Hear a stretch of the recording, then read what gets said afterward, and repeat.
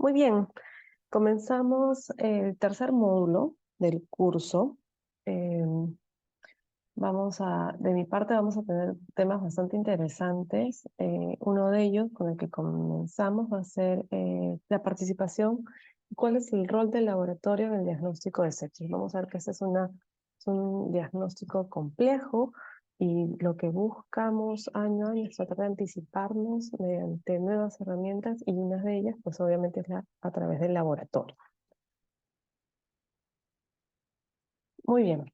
En los últimos años, pues tenemos que se ha podido confirmar a través de datos fisiopatológicos, donde se ha demostrado que las infecciones pues, son una respuesta compleja y variable del huésped, donde va a haber un equilibrio entre mecanismos proinflamatorios y antiinflamatorios, que pueden contribuir, por un lado, a eliminar la infección y recuperar tejidos, pero por otro lado, desde el lado proinflamatorio, pueden generar incluso injuria de los órganos e infecciones secundarias.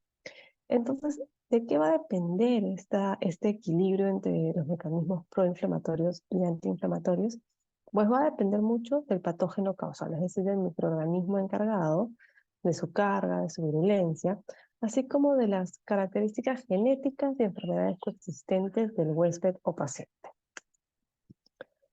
En el año 1991, miren, hace más de 20 años, se da una primera iniciativa que va a congregar al American College of Chest Physicians y a la Sociedad de Medicina de Cuidado Crítico, donde se establece esta primera definición en relación a sepsis, que es el concepto de respuesta inflamatoria sistémica, que se define pues, como una variedad de insultos clínicos severos y que van a manifestarse con la presencia de dos o más hallazgos clínicos que pueden ser temperatura mayor a 38, temperatura menor a 36 grados centígrados, frecuencia cardíaca mayor o igual a 90, frecuencia respiratoria mayor o igual a 20 respiraciones por minuto o presión de CO2 menor a 32 milímetros de mercurio.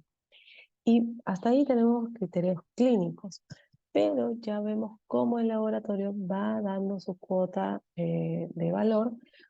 Y, por ejemplo, mencionan un dato importante en cuanto al recuento de leucocitos. Si encontramos debemos encontrar valores por encima de 12.000 o por debajo de 4.000 leucocitos por milímetro cúbico, o también la presencia de más de 10% de formas inmaduras o bandas, ¿no? Neutrófilos en banda, abastonados.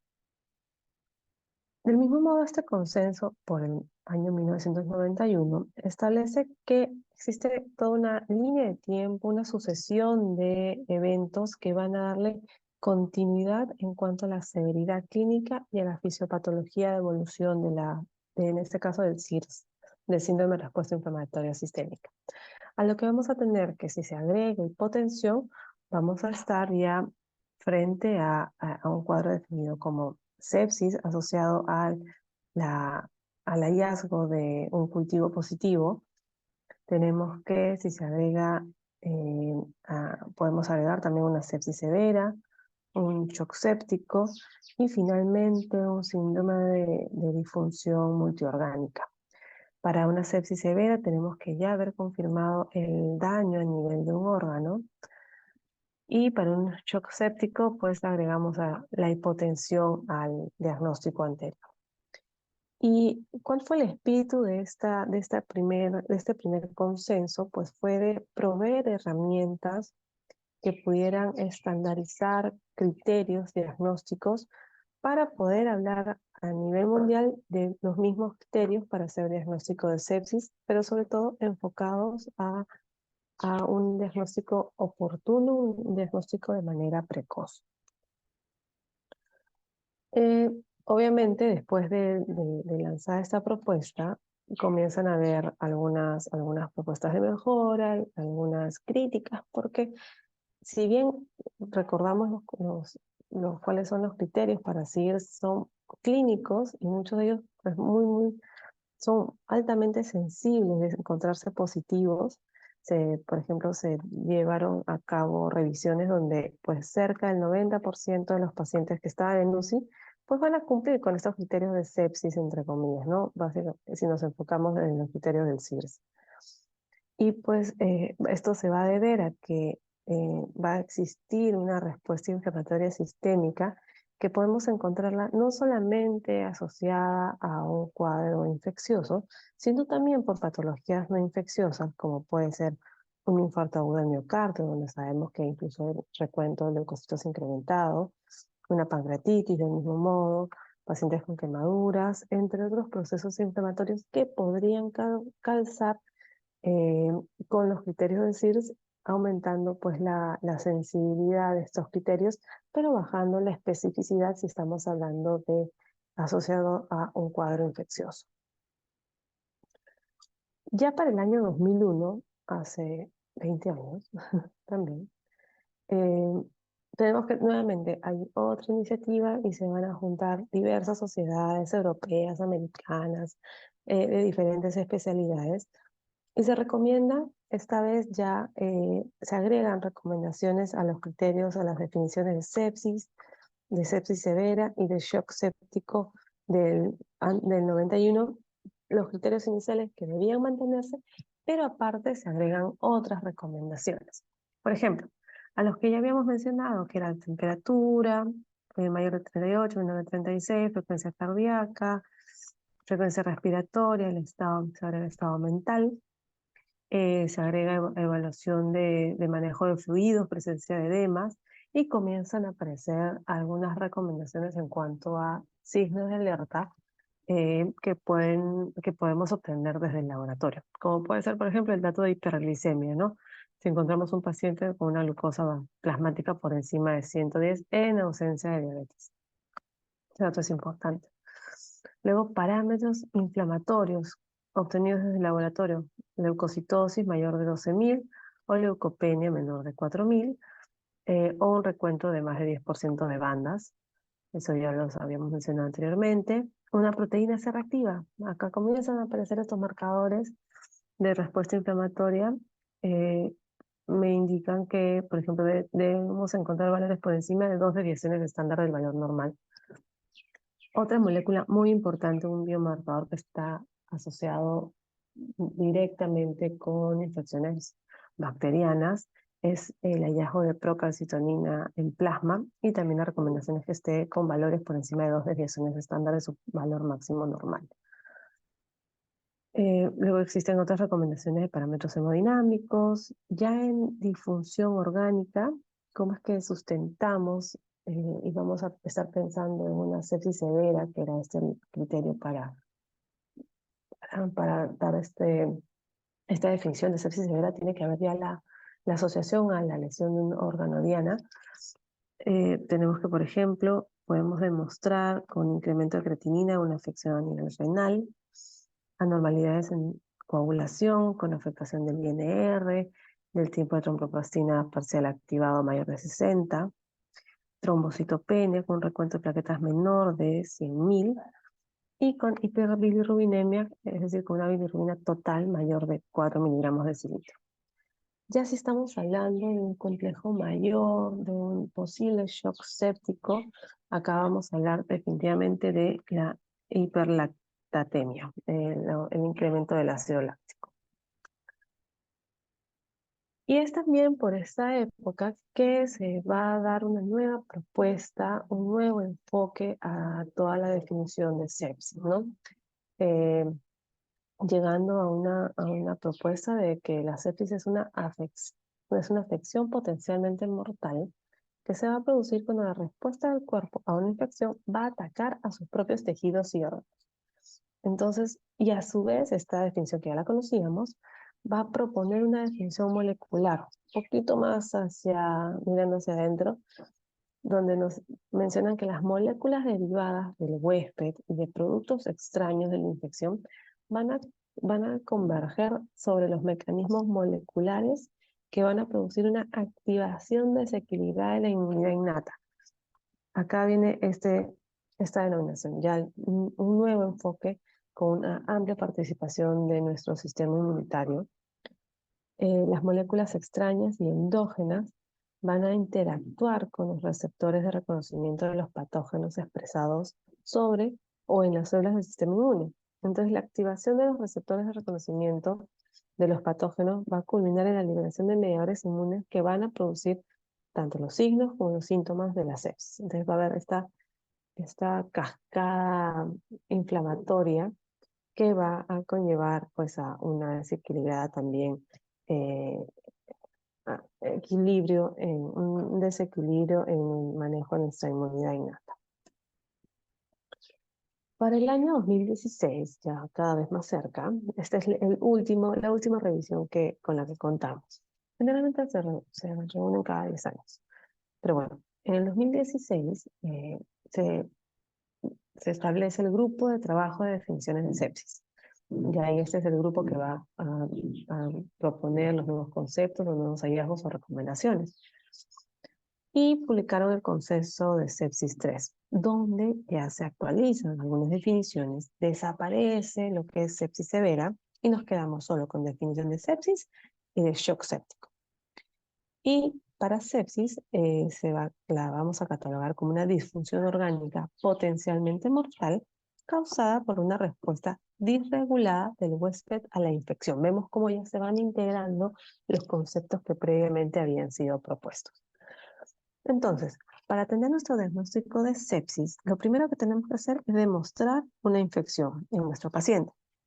Una infección que vamos a poder sustentar con un dato de laboratorio. ¿Con qué dato? Un cultivo positivo. Un cultivo que puede tener 3 orígenes principalmente.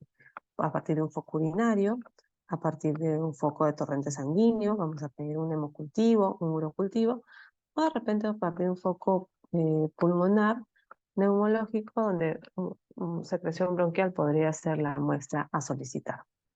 Esto va a estar acompañado de 2 o más de los criterios que van a ser definidos como SOFA por sus iniciales, es decir, asociados a la falla de órgano. Vamos a tener valorado lo que es la hipoxemia, ¿no? Afectación por de repente un síndrome de distrés respiratorio con caída de nuestra presión arterial de oxígeno y del FIO, alteración alteración mental con afectación valorada a través de la escala de Glasgow. Vamos a tener un paciente que, si bien está cursando con hipotensión o que ya está siendo tratado con vasopresores, elevación de la bilirrubina ya como evidencia de lesión orgánica, asimismo también disminución o consumo de plaquetas y afectación a nivel renal también con elevación de la creatinina y oliguria. Estos criterios, incluso de acuerdo a los valores que vamos a ir encontrando, le van a dar una cierta puntuación.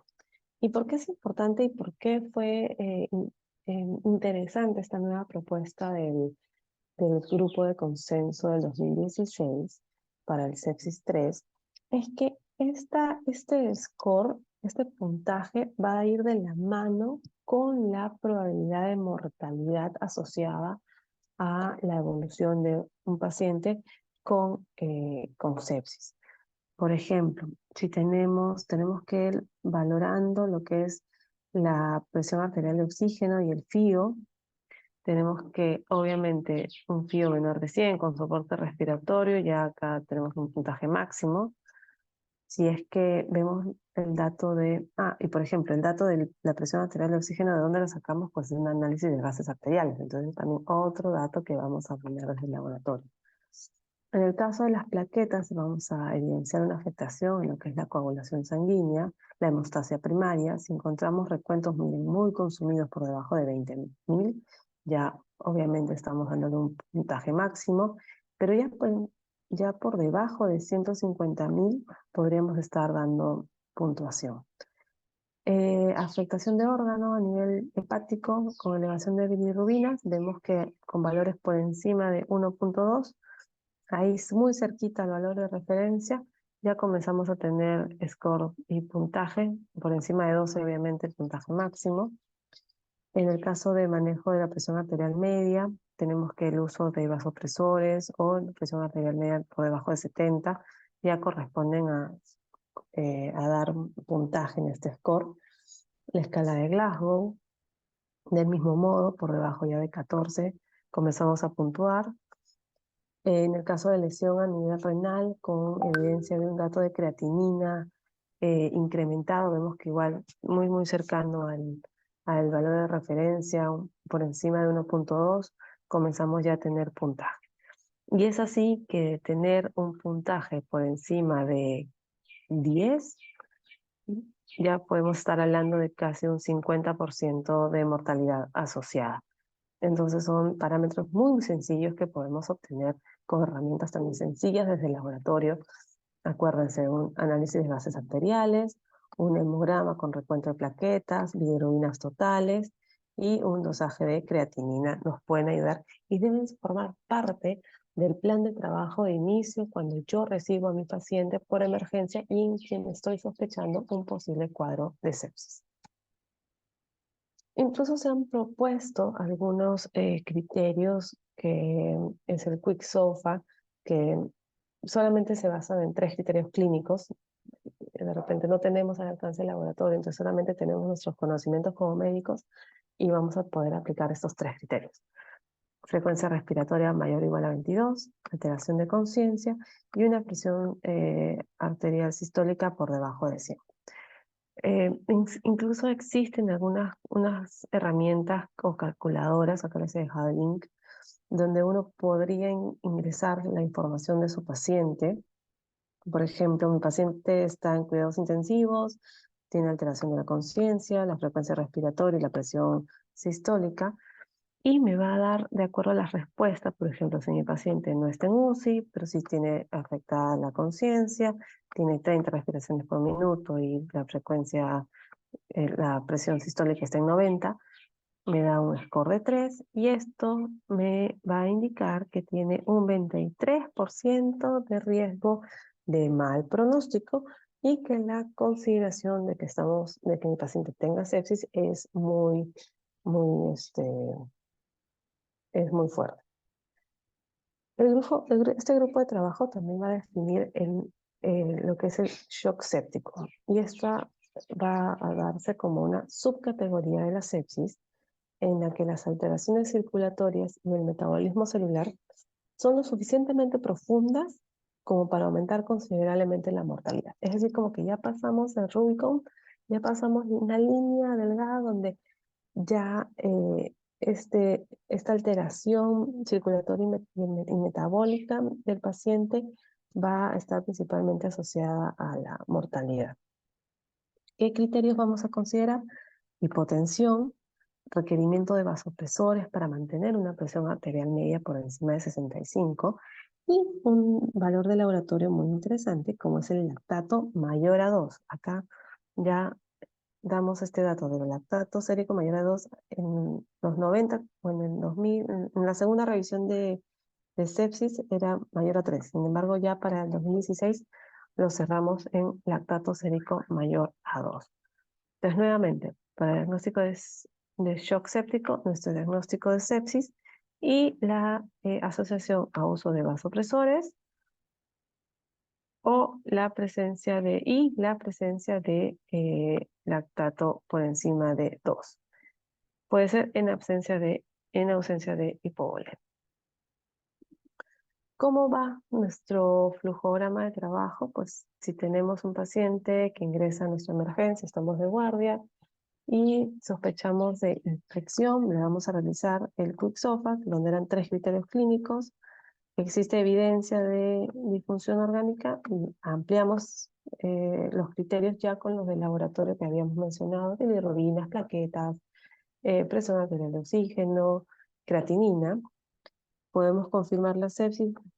Pues sí, vamos a ver si es necesario usar vasopresores, medimos lactato, y si está por encima de 2, pues hacemos el diagnóstico de shock séptico. Ya vemos que para esta última revisión es donde la sepsis severa fue eliminada. ¿Y por qué existe tanto ánimo de los grupos, de los consensos, de poder diagnosticar de manera temprana la sepsis? ¿Por qué? se sabe que el riesgo de muerte asociada a sepsis se incrementa en 8% por cada hora que pasamos sin dar un tratamiento correcto. Y el 80% de las muertes por sepsis pudieron haber sido prevenidas si hubiéramos realizado diagnósticos más precoces. Entonces es por eso que se suman fuerzas y existen videos de sensibilización para que los pacientes o el público pueda tomar conciencia, e incluso el personal médico, de la rapidez e inmediatez que debemos tener para el estudio y abordaje de un paciente con potencial sepsis. Déjenme ver si este video abre.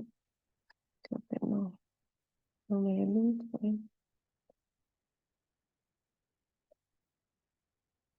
Me pasó. No sé si se escuchará. ¿Se escucha? 4 ways to get ahead of sepsis. ¿Se escucha? ¿O solo lo escucho yo? A ver, me confirman, si no les dejo el link y ya lo ven en sus casitas. A ver, me confirman si se escucha, lo voy dejando con Germs get into a person's body. They can cause an infection. If that infection isn't stopped, it can cause sepsis. Sí se escucha, doctora.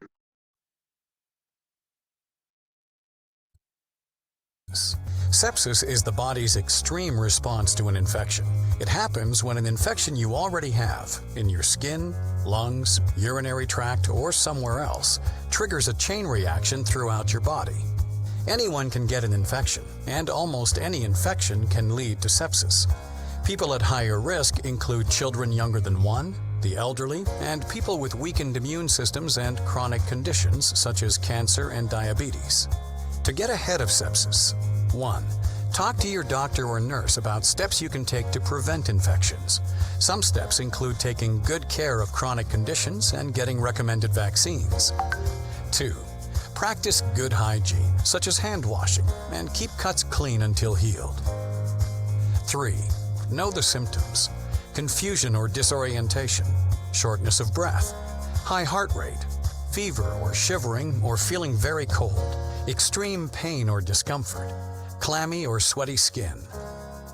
4. Act fast. Get medical care immediately if you suspect sepsis or have an infection that's not getting better or is getting worse. Always remember, sepsis is a medical emergency. Time matters. If you or your loved one suspect sepsis or has an infection that's not getting better or is getting worse, ask your doctor or nurse, could this infection be leading to sepsis?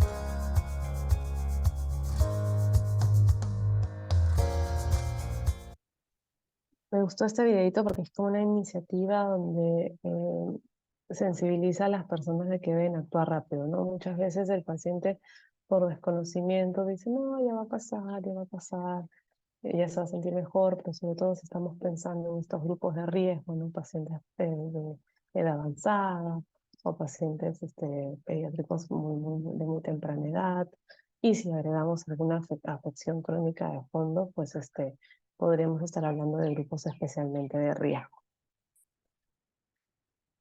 Y ya, desde el laboratorio, pues, ¿qué herramientas tenemos?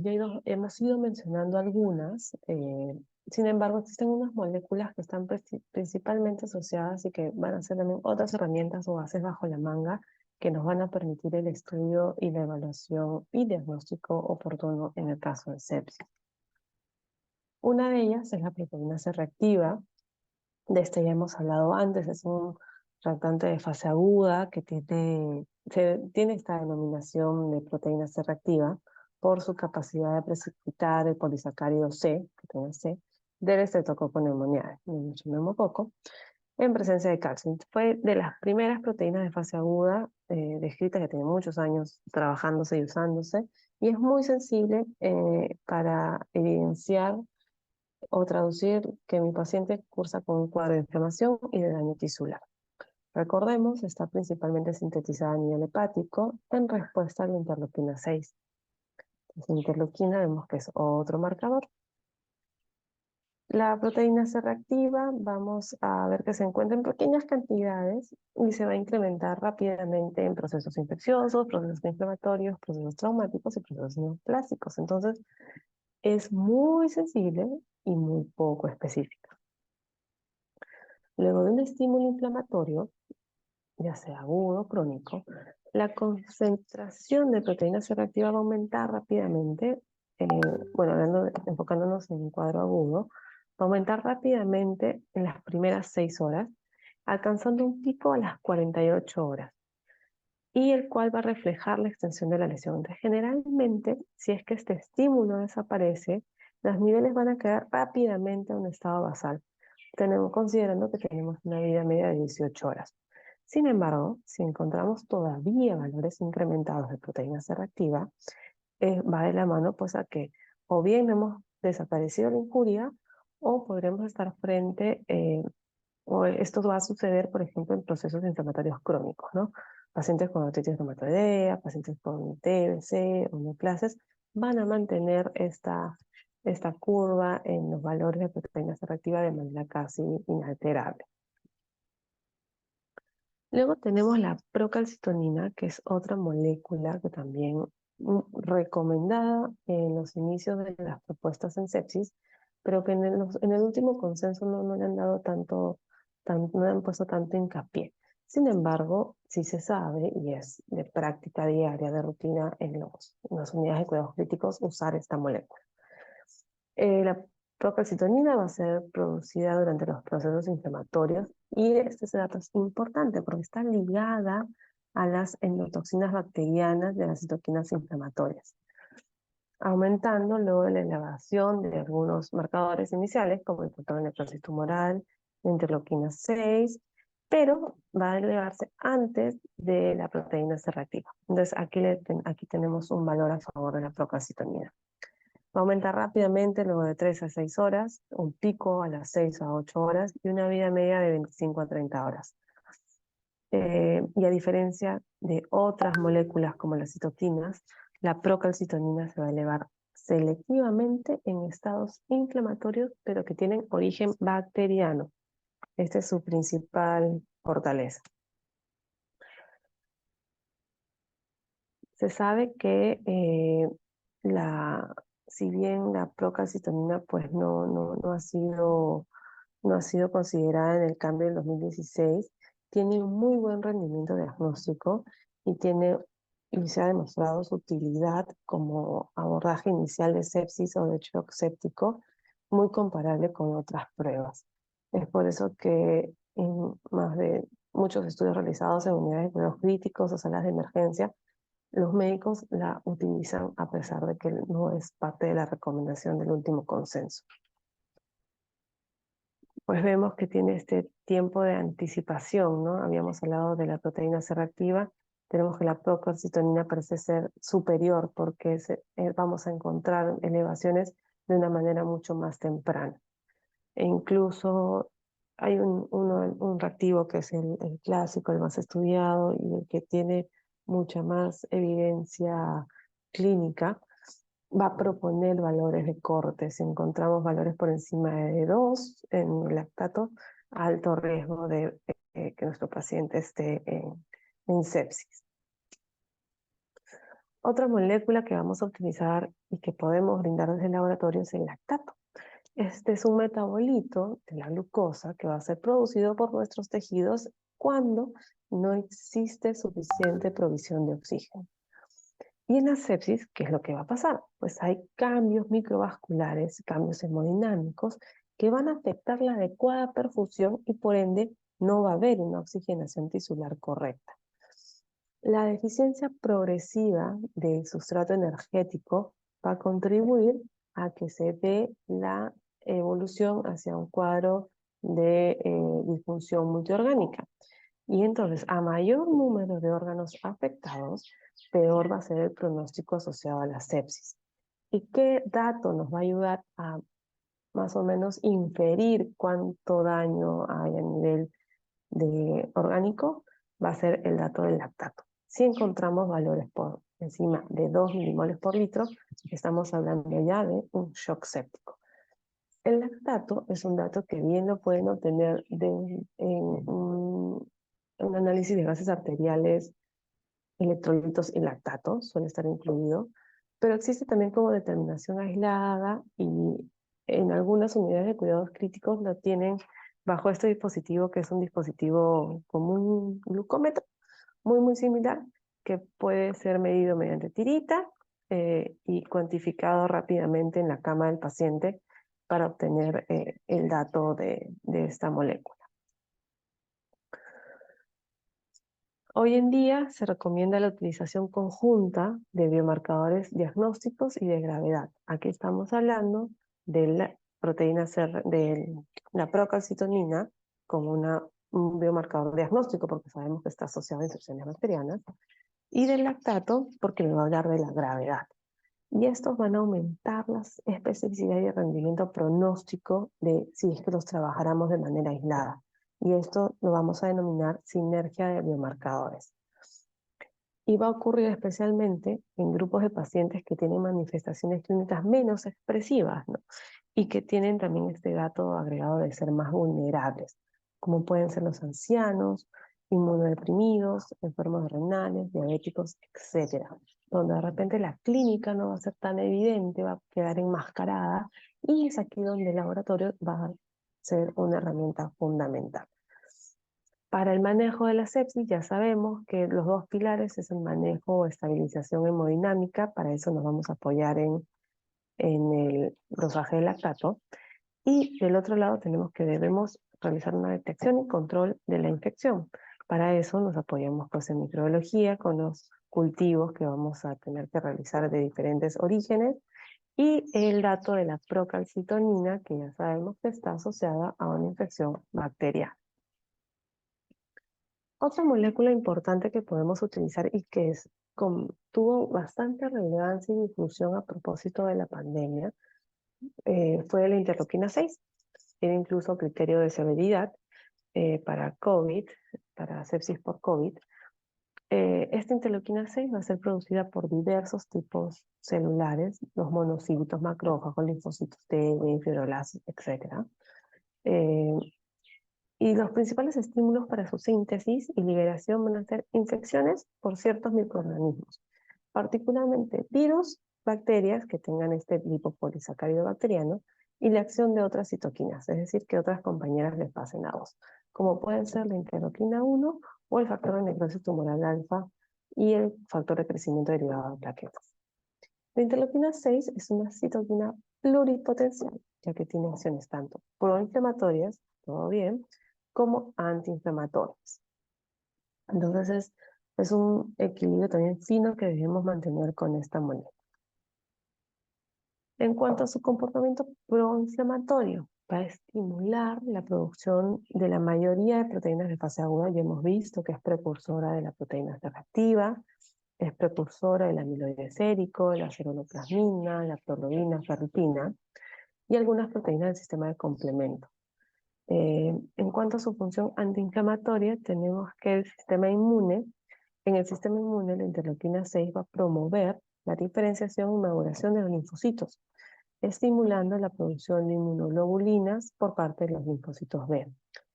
Va a inhibir la secreción de citoquinas proinflamatorias, como el factor de necrosis tumoral alfa y la interleuquina 1. Entonces, la interleuquina 6 va a tener acciones antiinflamatorias y junto con el aumento de la producción del cortisol va a ayudar a controlar la respuesta inflamatoria. Entonces vemos que es muy fina como lo maravilloso de nuestro organismo, ¿no? Es como tienen estas dos propiedades en una misma molécula que se manejan con un equilibrio muy estrecho.